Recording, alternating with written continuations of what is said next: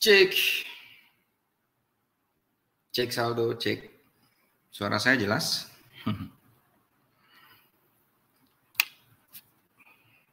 Kita pasang mic dulu.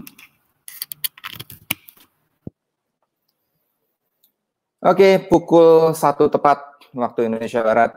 Hari ini kita akan mulai program KAT Online program lagi, yaitu KAT Health Talks, di mana pemaparan tentang kesehatan oleh seorang tenaga medis, tenaga kesehatan, baik itu dokter, dokter gigi, maupun tenaga kesehatan yang lainnya. Dan hari ini beruntung sekali kita akan dapat materi yang sangat cakep sekali ya. Saya baca slide-nya nih, Masya Allah, udahlah banyak, dalam, dan memang nggak main-main slide-nya. Buat yang sudah nonton bisa bisa di komen suara saya jelas atau tidak, gambar saya jelas atau enggak. Mudah-mudahan nggak ada masalah dengan sinyal. Dan buat Bapak Ibu semua yang menonton acara ini, yang sedang menyaksikan sebuah program kesehatan, semoga Bapak Ibu semua dijaga juga kesehatannya, dilindungi dari dari penyebaran virus COVID-19 ini ya, insya Allah. Dan semoga sehat-sehat terus. Dan buat yang umat muslim, semoga ibadah puasanya lancar-lancar saja, aman sentosa, dan segala tindak tanduk yang dilakukan di bulan suci ini menjadi nilai ibadah yang diterima di sisi Allah. Diterima di sisi Allah. Nah, baik Bapak Ibu semuanya, wah kita sudah kehadiran nih, sudah datang nih pembicara utamanya. Bukan saya yang bicara ya, saya aja baca slide-nya udah pusing. Ini luar biasa ya, ternyata memang buat Bapak Ibu yang sudah mengkonsumsi, yang sudah memilih air yang tepat, memilih antioksidan yang tepat, hari ini akan dipaparkan oleh seorang dokter, beliau ya, seorang dokter dan juga seorang dosen di Fakultas Kedokteran Unpad ya, di Universitas Padjadjaran, karena memang beliau juga lulusan dari alma mater Universitas Padjadjaran, dan beliau mengajar di bidang farmakologi. Nah, cocok sekali nih. Beliau akan bicara tentang memilih yang tepat, memilih dengan cerdas antioksidan. Kenapa antioksidan? Karena sekarang fenomena lagi luar biasa tentang vitamin C, tentang pandemi, tentang corona, yaitu saat masuk ke dalam tubuh apa yang harus dilakukan? Tidak ada hal lain, yaitu dengan cara meningkatkan daya tahan tubuh. Nah, gimana caranya untuk meningkatkan daya tahan tubuh yang efektif, optimal, dan memang terbukti? Ya, tentunya insya Allah tanpa bahan kimia. Kita akan bahas, kita akan dengarkan materi siang hari ini. Oke, sudah datang di sini pembicaranya. Kita undang saja langsung. Assalamualaikum warahmatullahi wabarakatuh. Waalaikumsalam warahmatullahi wabarakatuh. Oke, suara saya jelas ya dok ya? Jelas dok. Alhamdulillah. Gimana kabarnya dok? Baik, alhamdulillah dok Ikan. Ini masih ngajar apa di rumah aja? Bagaimana? Work from home ya. Work from home ya. Jadi ngajarnya di rumah nih ya? Ikuti work from home. Ya, buat yang nonton, gimana nih? Tolong komen ya kalau misalkan suara putus-putus atau gimana, nanti kita coba ambil langkah. Ya, ini dok, hari ini kita bicara tentang, judulnya menarik nih, cerdas memilih antioksidan. Saya boleh tanya nggak nih, kenapa, sebentar, ini putus. Ya, sepertinya salah pencet nih beliau. Baru mau ditanyain dah keluar ya. Ya, buat Anda yang sekarang nyimak, ini memang materi akan sangat berbobot sekali dan perlu benar-benar serius. Jadi kalau lagi ada aktivitas, lagi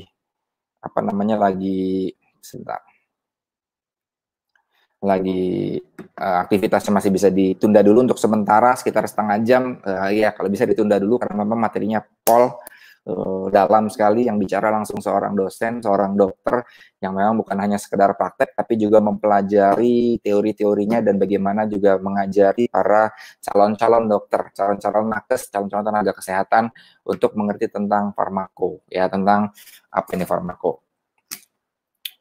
Baik Bapak Ibu semua, sebentar saya kontak dulu pembicaranya, narasumbernya, karena kalau saya yang bicara saya bisa aja ya, cuma jauh lebih kompeten beliau sepertinya. Bukan sepertinya, udah jelas. Saya telepon dulu. Mohon sabar ya. Halo Ika. Ya, Dok.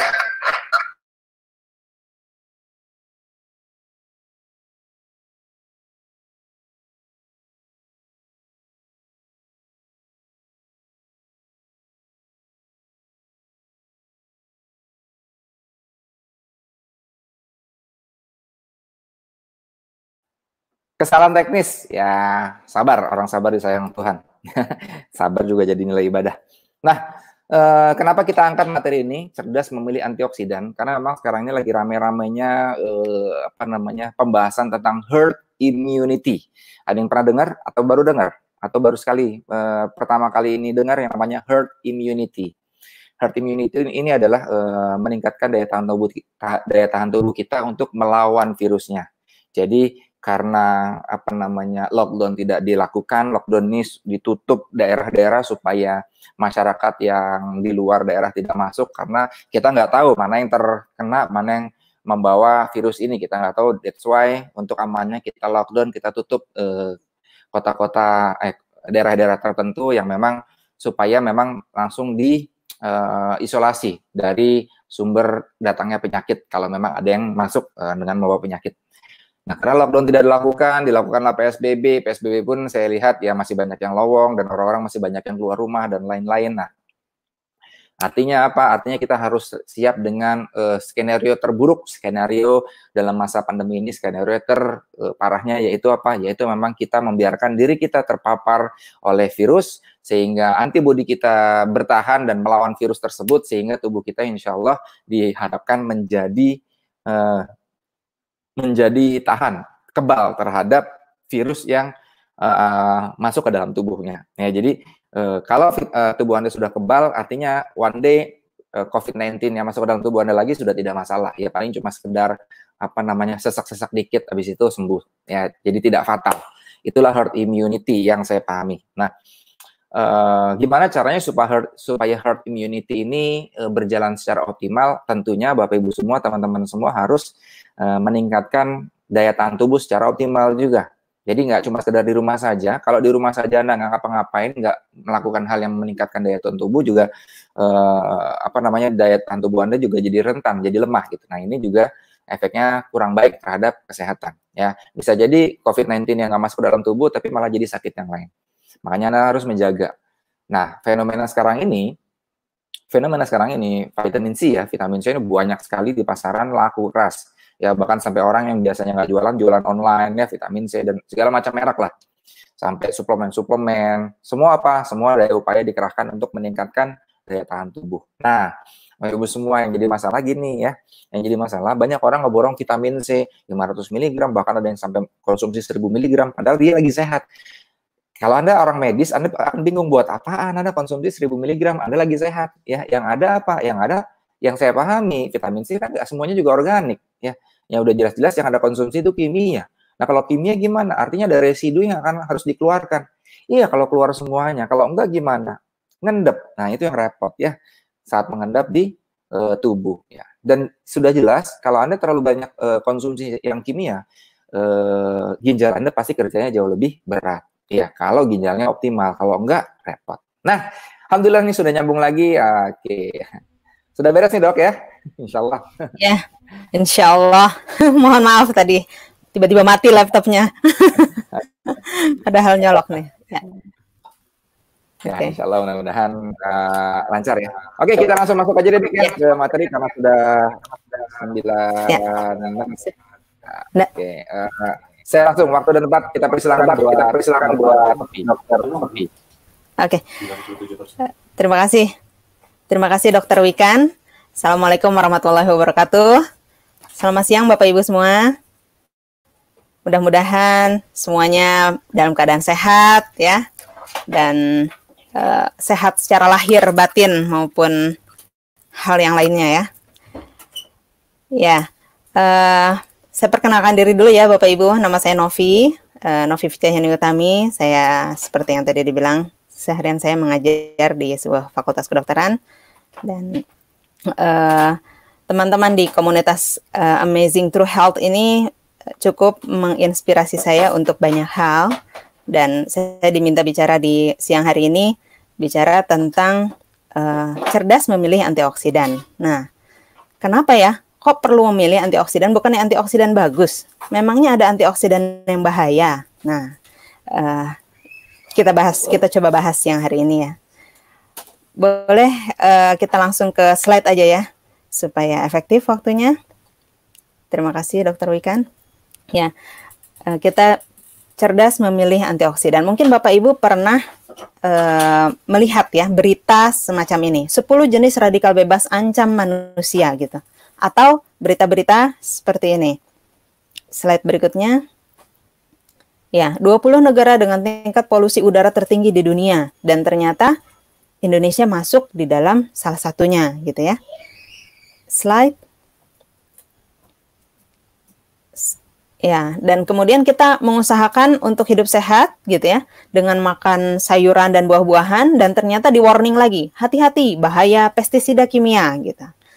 Dengan berbagai macam efek dari pestisida itu yang menakutkan gitu bagi kita ya, apakah itu keracunan akut dan lain-lain.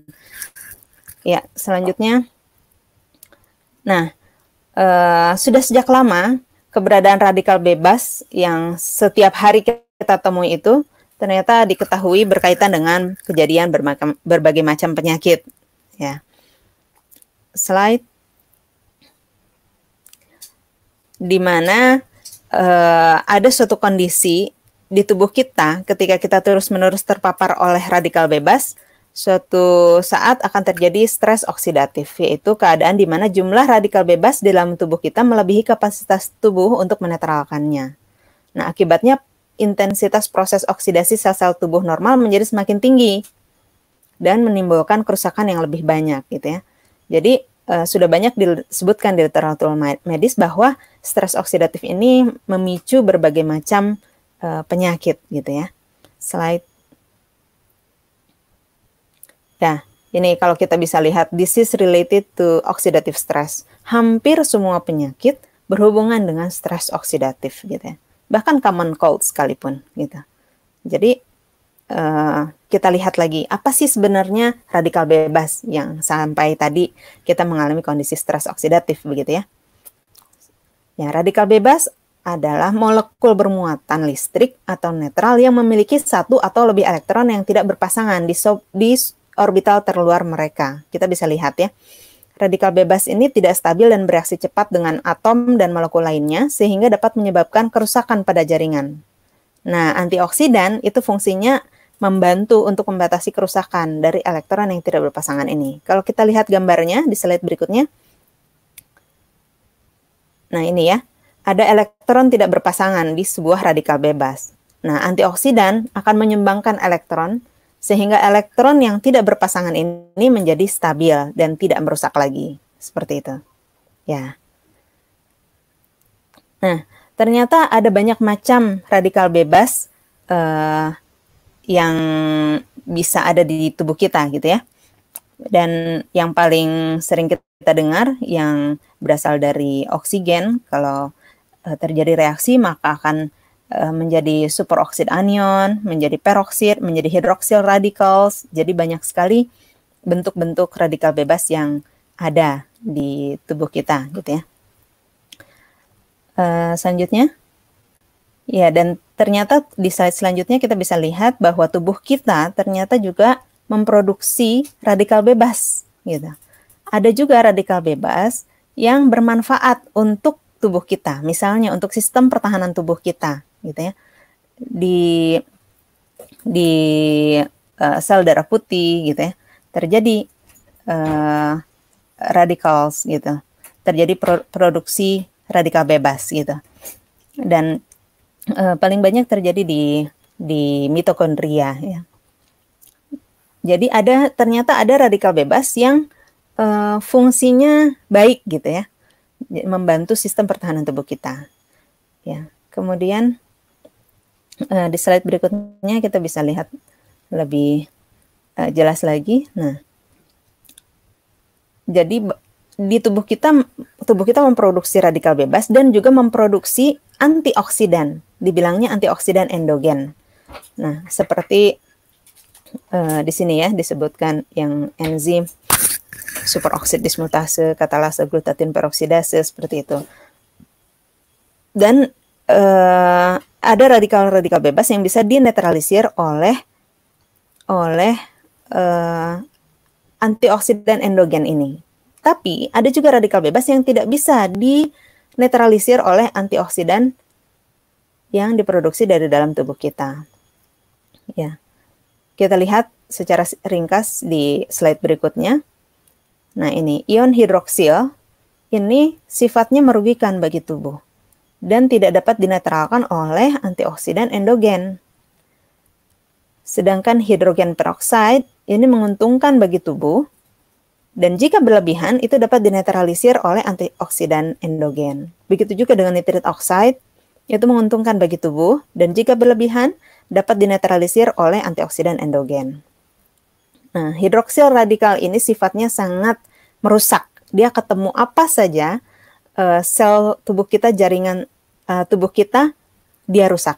Jadi dia sangat merusak sifatnya. Tapi dia tidak dapat dinetralisir oleh antioksidan endogen. Nah, tentunya dengan fakta ini kita bisa menyimpulkan bahwa kita perlu mencari antioksidan yang dapat menetralisir hidroksil radikal, tapi tidak menetralisir hidrogen peroksida dan nitrit oksida. Karena hidrogen peroksida dan nitrit oksida ini berperan dalam fungsi normal tubuh kita. Ya, adakah antioksidan yang sifatnya hanya menghabisi radikal yang merugikan bagi tubuh, disebutnya pathological oxidation gitu ya, proses oksidasi yang patologis yang bikin sakit gitu, tapi tidak mempengaruhi proses oksidasi yang fisiologis atau proses oksidasi yang memang terjadi normal di dalam tubuh seperti yang tadi dilakukan oleh nitrit oksida gitu ya. Nah, di sini jadi ternyata ada, yaitu hidrogen. Hidrogen ini bisa mempengaruhi hidroksil radikal gitu ya, tapi tidak mempengaruhi yang fisiologis, fungsi-fungsi normal di dalam tubuh tidak diganggu gugat gitu. Jadi antioksidan hidrogen ini bisa bersifat sebagai selektif antioksidan seperti itu. Jadi menyeleksi yang dihabisi hanya proses oksidasi yang merugikan tubuh, tapi proses oksidasi yang menguntungkan tubuh tidak dihambat. Ya. Slide selanjutnya. Slide selanjutnya. Ya. Jadi yang sebelumnya ya, sedikit sebelumnya.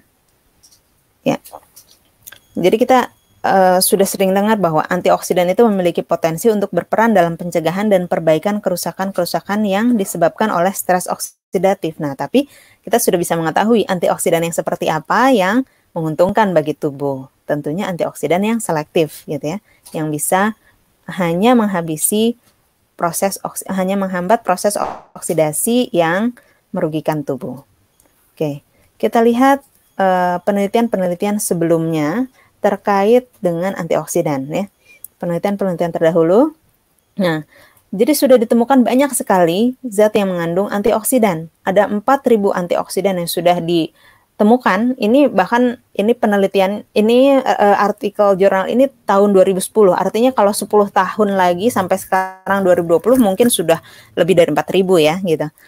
Nah, dan kita juga sering dengar ekstrak herbal A, ekstrak herbal B misalnya seperti itu yang mengandung antioksidan. Ini mengandung antioksidan, kita sering sekali mendengar itu.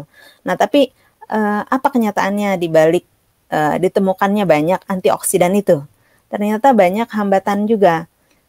Yang ternyata antioksidan itu pada umumnya sulit menembus membran sel, kemudian toksisitasnya tinggi dan therapeutic window-nya sempit. Apa sih therapeutic window itu gitu? Kita lihat di slide berikutnya. Ya.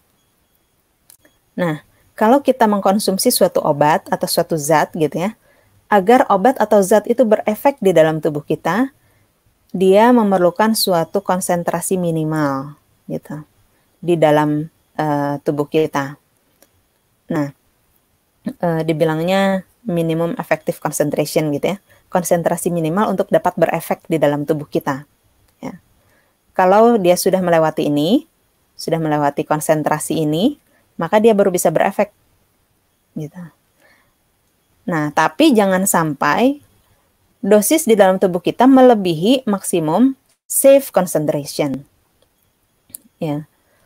Karena kalau melebihi maksimum safe concentration, maka zat atau obat itu akan berefek toksik bagi tubuh kita. Justru bahaya seperti itu. Nah, di antara minimum effective concentration sampai maximum safe concentration ini namanya therapeutic window gitu.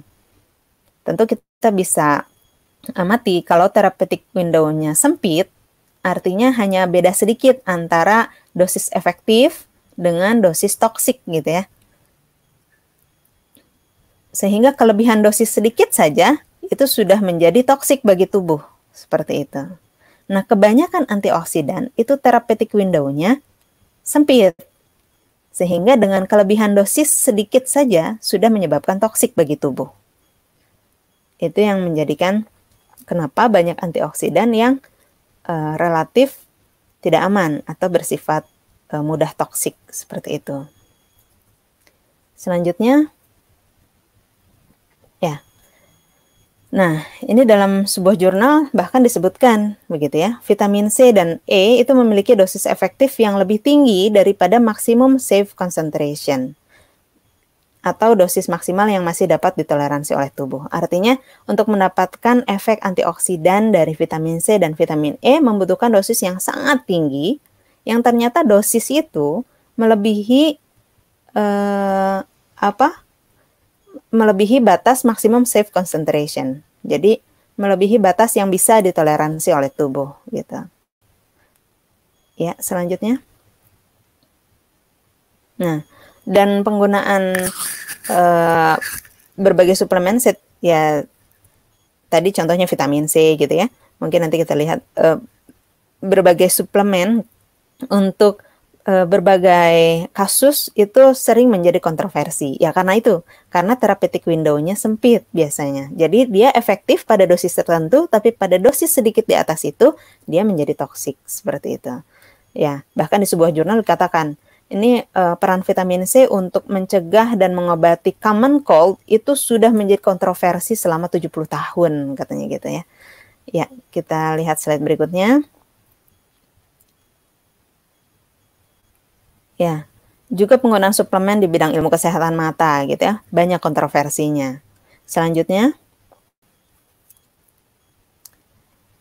ini kontroversi di bidang exercise ya, penggunaan suplemen di bidang exercise. Selanjutnya, ya ini kontroversi di bidang rehabilitasi pada post-stroke patients gitu ya. Ya, selanjutnya, nah bahkan kita perlu berhati-hati juga gitu karena ternyata konsumsi obat-obatan atau herbal atau suplemen yang tidak tepat itu bisa berhubungan dengan kejadian gagal ginjal dengan ya kejadian gagal ginjal gitu ya. Mungkin ini hanya salah satu contoh jurnal saja. Kita bisa lihat lagi di jurnal-jurnal yang lain ya. Jadi kita perlu berhati-hati dengan apa yang kita konsumsi.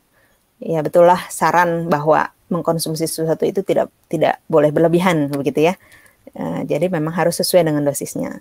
Saya tidak mengatakan tadi seperti vitamin C dan vitamin E, kita tetap membutuhkan vitamin C dan vitamin E, tapi kita dalam dosis yang tepat tentunya gitu.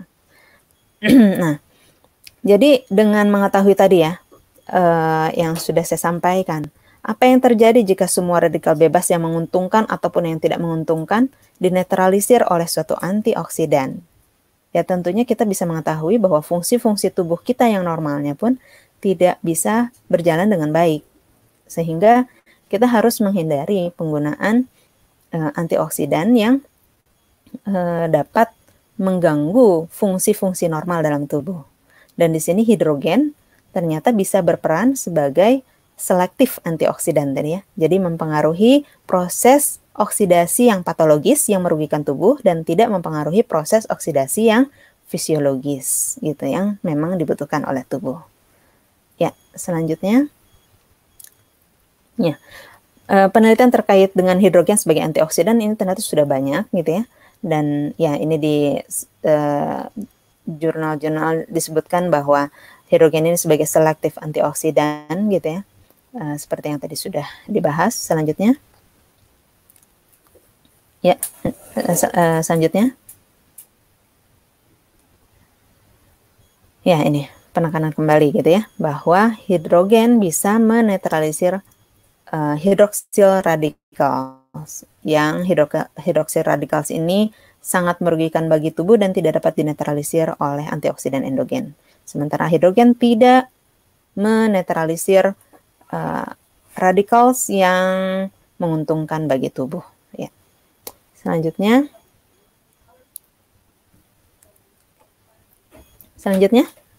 Ya.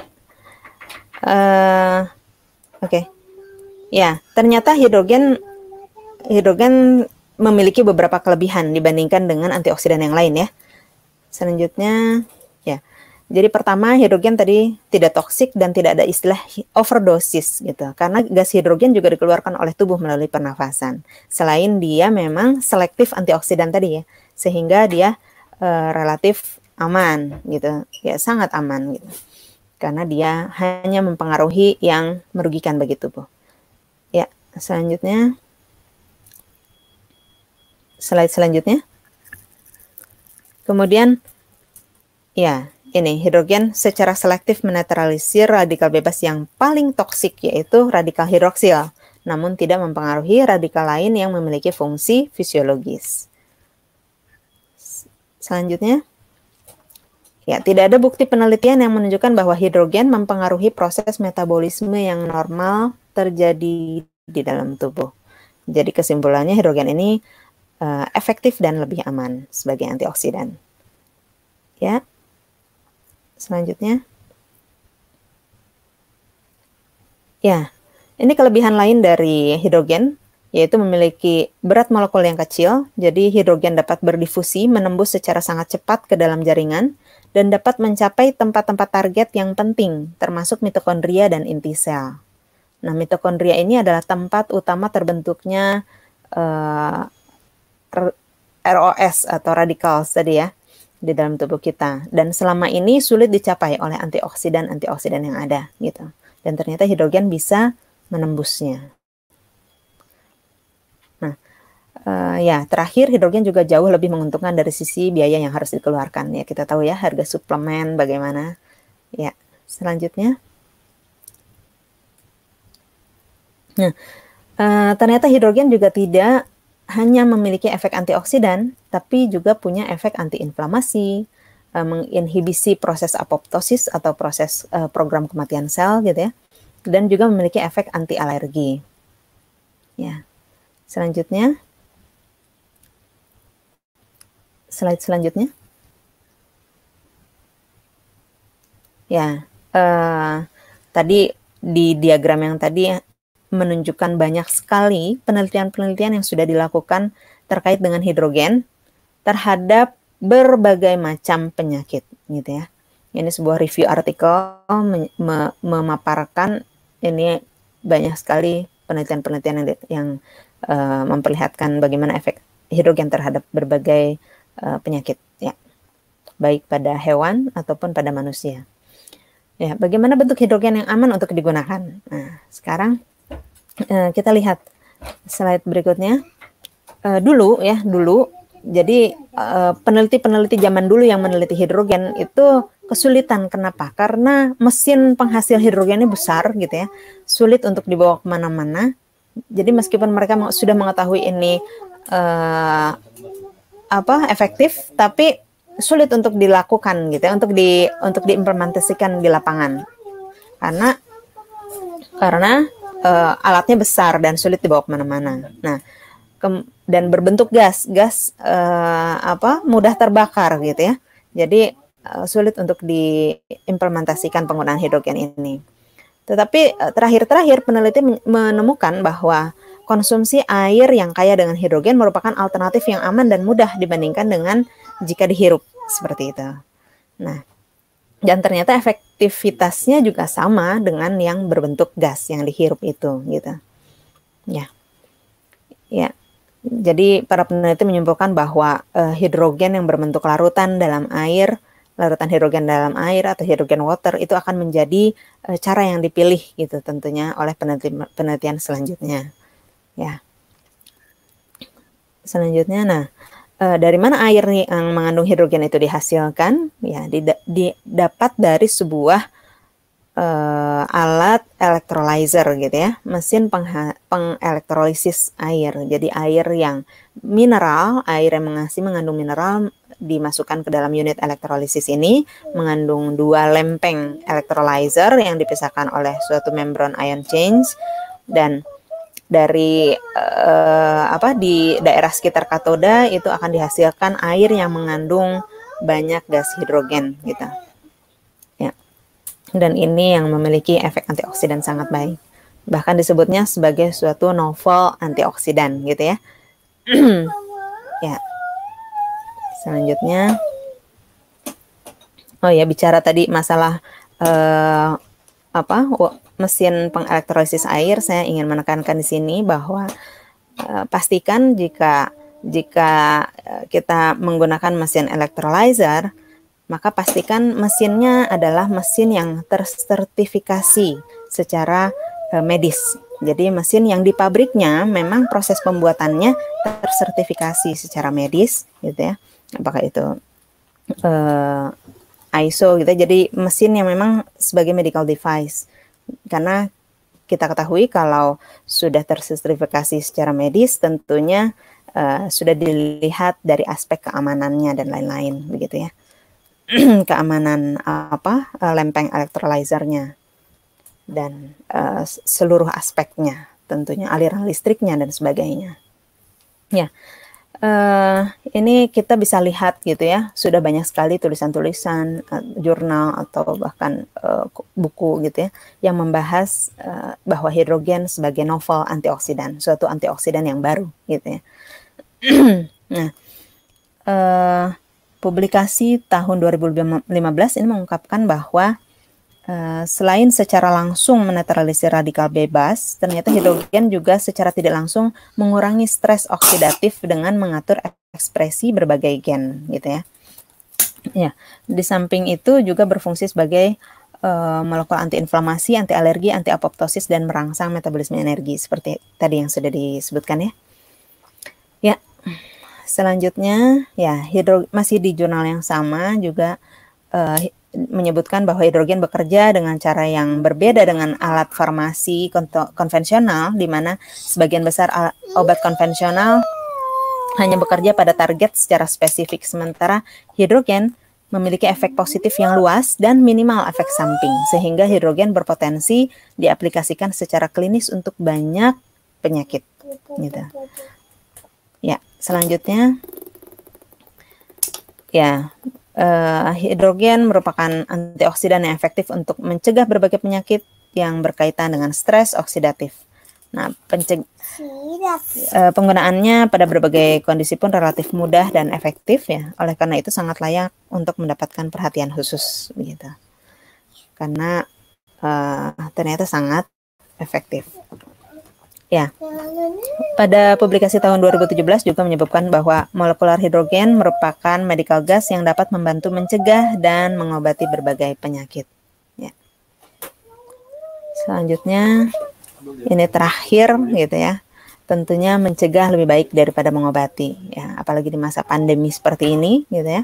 Mudah-mudahan kita semua sehat gitu ya, dan bisa mencegah diri dan keluarga kita dari penyakit apapun.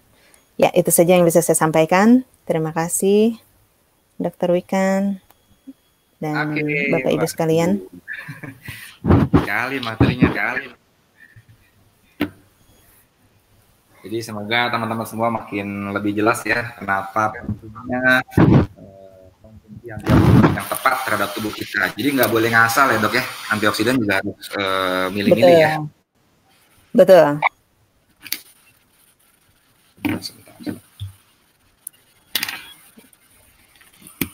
Saya belum masukin mic-nya nih. Oh. Ya, jadi kesimpulannya kalau saya tadi baca ya, saya rangkum berarti pertama radikal bebas itu ada yang baik, ada yang buruk ya. Ini yang rangkuman yang pertama. Jadi pengertian teman-teman semua ini banyak yang mengerti bahwa radikal bebas itu ya buruk, namanya radikal bebas buruk. Tetapi ternyata ada radikal bebas yang sebaiknya tidak dimusnahkan di dalam tubuh karena bisa mempengaruhi kenormalan dalam tubuh, intinya gitu ya. Ya, fungsi normal dalam tubuh. Fungsi normal itu yang pertama. Nah, yang terjadi sekarang ini banyak sekali, tadi ya, tahun 2010 ada 4.000 macam antioksidan yang ditemukan.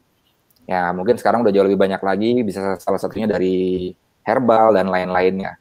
Tapi ternyata belum tentu dia selektif antioksidan. Betul ya? Betul.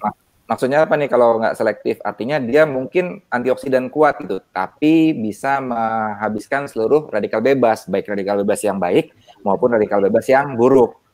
Artinya kalau semuanya disikat, semuanya habis, artinya balik lagi terjadi ketidaknormalan fungsi dalam tubuh. Menarik ya.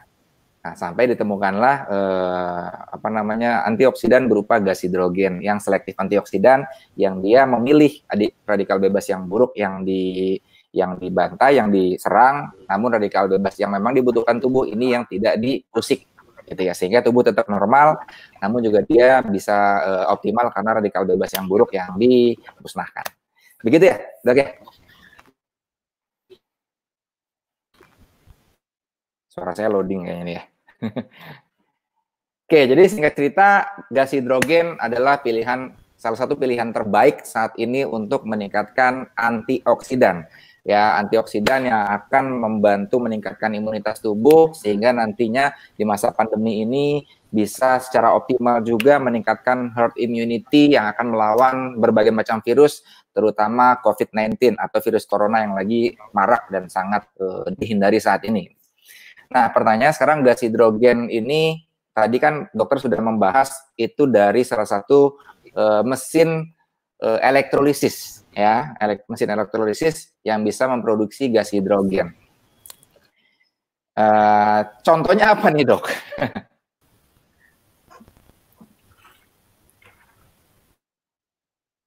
Oh, putus lagi nih kayaknya. Oke, saya langsung kesimpulan aja ya. Jadi gas hidrogen ini hanya bisa diproduksi oleh mesin water ionizer ya, atau mesin elektrolisis, sehingga mesin elektrolisis ini terjadi ada dua kutub, katoda dan anoda, yang akan di kutub katoda lah yang akan mengikat semua elektron yang positif ya, termasuk H positif atau gas hidrogen. Nah, di sana diikat oleh katoda sehingga diproduksi dan Anda bisa mengkonsumsi. Nah, yang jadi masalah sekarang kan mungkin Anda banyak dengar, oh mesinnya apa nih? Atau ada yang sudah pernah dengar banyak mesin macam-macam di luaran ya. Banyak mesin-mesin, bahkan ada mesin hidrogen, mesin yang memproduksi khusus gas hidrogen aja. Itu benar nggak? Bagus nggak? Oke. Kalau dari paparan ini semuanya, selama itu berupa gas hidrogen itu bagus. Cuma tadi saya mengulangi paparan dari Dr. Novi, baiknya teman-teman semuanya juga selektif dalam memilih mesin water ionizer ya, water ionizer ini gitu. Karena apa? Karena banyak orang-orang yang merasa pintar untuk bisa memproduksi ini, tapi secara kualitas belum tentu. Gini, ada alatnya untuk menguji gas hidrogennya ini ada atau tidak. Ada alatnya untuk menguji antioksidan di air tersebut ada atau tidak. Nah, itu bisa diuji langsung keluar gitu loh. Tapi sekali lagi, apakah sekali uji dengan Anda langsung bisa membuktikan bahwa ini layak untuk diminum dan gas hidrogennya bagus, tinggi, kemudian bagus buat kesehatan? Kalau di kepala saya belum tentu. Kenapa? Karena kita tidak berada di titik kompeten untuk menilai ini aman atau tidak, ini bagus atau tidak. Meskipun secara alat itu keluar gitu. Terus gimana dong dok untuk mencari yang kompeten, yang bagus, yang aman dan jelas, kemudian memang yang dibutuhkan? Ya tentunya serahkan sama yang ahli, serahkan sama sebuah badan yang bisa memberikan sertifikat, sebuah badan yang memang terbukti di mata dunia itu bisa memberikan sebuah sertifikat, sebuah jaminan bahwa alat tersebut memang alat kesehatan, alat yang memang kalau dikonsumsi secara kesehatan itu memang direkomendasikan. Apa itu sertifikatnya? Macam-macam ya, ISO lah, kemudian medical device lah, macam-macam ya, gold water dan segala macam ya. Yang saya pahami jelas waktu saya mempelajari tentang air yang mengandung antioksidan ini berupa gas hidrogen. Dulu saya nggak terlalu paham tentang gas hidrogen karena saya dokter gigi, nggak nyambung gitu ya. Mungkin kalau dokter Novi jauh lebih paham gitu ya, karena beliau selain dokter umum juga beliau dosen dan bagian farmako, memang meneliti bagian-bagian seperti ini. Nah kalau saya dulu mikirnya gini aja, cari aja alat yang memang sudah terbukti dapat sertifikat, ya minimalnya adalah sebagai alat kedokteran, sebuah alat medical device ya. Yang dokter lagi masuk lagi, sebuah alat yang memang sudah nggak usah perlu Anda pikir ini bagus atau enggak, ini bisa jadi di mata kita terbukti tapi belum tentu kredibel di mata instansi. Contohnya gini ya, saya pernah pelajari ada sebuah alat yang memproduksi air yang memiliki kandungan gas hidrogen ya. Itu diproduksi dengan segala macam kepandaian marketingnya untuk bicara bahwa air ini jauh lebih bagus karena kandungan gas hidrogennya tinggi sekali, ini terbukti bahkan lebih murah, bla bla bla dan lain-lain. Oke. Sampai singkat cerita saya beli juga, ada beberapa teman-teman juga yang beli, ya ternyata singkat cerita baru dipakai beberapa kali, ternyata dalam tanda kutip mengecewakan saya. Mengecewakan. Kenapa? Karena setelah beberapa kali pemakaian diproduksi lagi, saya cek kandungan hidrogennya tidak sesuai dengan yang dibicarakan oleh marketingnya. Ya, sehingga hal-hal tersebut yang tidak bisa kita handle. Makanya kita butuh sebuah instansi yang menjamin, yang menggaransi bahwa alat yang Anda beli itu sudah aman, kemudian sudah berkualitas, dan tentunya sudah membuktikan. Nah, kalau dulu saya pegangannya adalah cari aja yang sudah tersertifikasi sebagai alat kedokteran, ya, alat medis, ya, itu udah cari. Nah, kalau Bapak Ibu semua, teman-teman pengen tahu alat seperti apa yang bisa memenuhi kriteria yang Dr. Novi tadi sampaikan, alat seperti apa yang bisa memproduksi. Ya, jadi Anda nggak perlu beli-beli terus, menariknya kalau gas hidrogen ini. Anda cukup beli alatnya tadi ya, water ionizer atau yang bisa mengelektrolisis tadi, dan Anda bisa produksi sebanyak mungkin. Anda bisa gunakan buat sendiri, keluarga, bahkan tetangga. Ya. Nah, tinggal nanti seperti apa alatnya, dan alatnya yang qualify seperti apa, Anda boleh browsing, Anda boleh searching. Namun kami juga punya rekomendasi, ada sebuah event nanti hari Minggu ya, insya Allah akan sebar juga flyernya. Anda boleh tanya para pengundang Anda, alatnya yang lengkap seperti apa yang dipaparkan oleh Dr. Novi yang bisa begitu banyak kelebihannya tadi. Nanti hari Minggu insya Allah kita akan adakan home sharing online itu pukul 1 siang ya. Nanti akan kami sebar, mungkin untuk minggu ini kita akan sebar buat umum sehingga semuanya bisa belajar, bisa tahu alatnya seperti apa yang memang qualify yang dibicarakan oleh Dr. Novi tadi ya. Kurang lebih gitu ya dok ya. Sip. Thank you nih Dr. Novi sudah ngerepotin, sudah ngambil waktunya. Itu kayaknya anaknya nggak bisa ditinggal ya. mau ikutan eksis ya. Ikutan. Dengeran terus ya. Mohon maaf. Apa-apa, jadi natural ya. Kalau saya di kantor sih seperti gitu. Ya, terima kasih sekali lagi Dr. Novi. Mudah-mudahan ilmunya bermanfaat. Semoga teman-teman semuanya juga bisa menggunakan ini menjadi amal jariah buat Dr. Novi. Kita doakan semoga Dr. Novi keluarga bisa sehat selalu, beri keberkahan dan kesehatan selalu ya. Itu aja Dr. Novi. Thank you semuanya. Terima kasih buat teman-teman semua pemirsa di KT Health Talks. Sampai jumpa di hari Minggu di acara home sharing online. Sampai jumpa dan semoga sehat selalu buat kita semua. Billahi taufiq wal hidayah. Assalamualaikum warahmatullahi wabarakatuh. Thank you. Waalaikumsalam warahmatullahi wabarakatuh.